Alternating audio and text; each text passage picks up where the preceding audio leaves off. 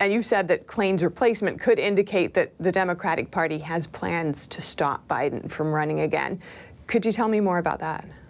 Yeah, well, obviously, Joe Biden has said in recent weeks that he plans to announce his reelection campaign for 2024.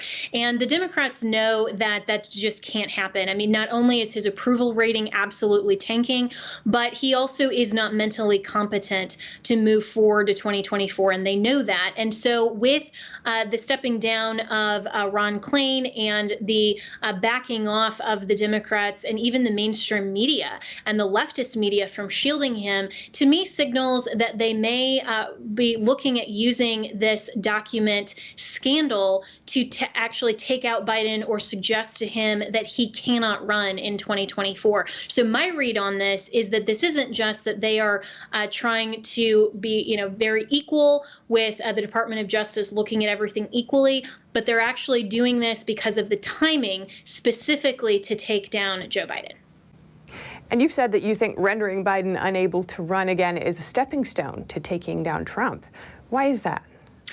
Yeah, so, if Joe Biden has to, through the Department of Justice, enters into an agreement or any other, whether it's prosecution or it's indictment or even impeachment and removal, if any of those things happen, then the Department of Justice and Merrick Garland can more easily say, well, our assault on President Trump with the classified documents and the Mar-a-Lago raid that surrounded that whole incident from August of last year, they have a better pretext to say that they are just treating both Biden and Trump fairly under the law, rather than what it genuinely is, which is a political attack on President Trump. And so if they are successful in taking out Joe Biden, then they're basically having, two birds with one stone, because they are taking out they're taking out Joe Biden, who is a problem for the Democratic Party, but they're doing it under a pretext that would allow them to more easily go after President Trump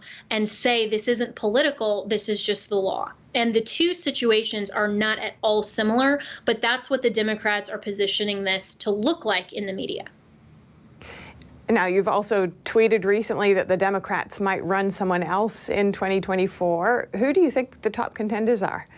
Well, that's anyone's guess, but looking at the not so wide bench that the Democrats have, they don't have a lot of people that really could come to the fore. Certainly, Vice President Kamala Harris has just been utterly a failure for the Democrat Party, as much as they've tried to promote her as the diversity hire and pick. So my money is on either Michelle Obama or Gavin Newsom, the governor, of course, of California. Now, both of those have said that they don't have any plans to run for president in 2024, but that, of course, could change at any moment. And they are widely popular with the Democrat Party, especially someone like Michelle Obama. Now, coming back to Biden's chief of staff, the president's former COVID czar, Jeff Zients, is reportedly expected to replace Klain. What do you make of this potential appointment?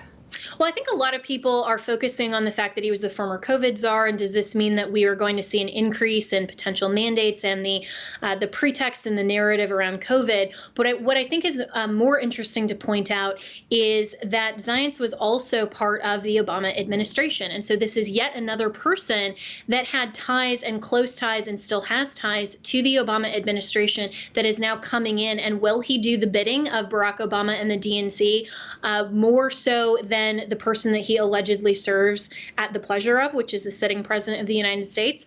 Well, that's why I think he has been selected. It's all infiltration from the Obama administration and his third term, instead of genuinely serving Joe Biden, which I don't feel sorry for Joe Biden, but I do think that the American people need to focus way more on the fact that we have former Obama officials that are running the show instead of people who are genuinely Biden's picks.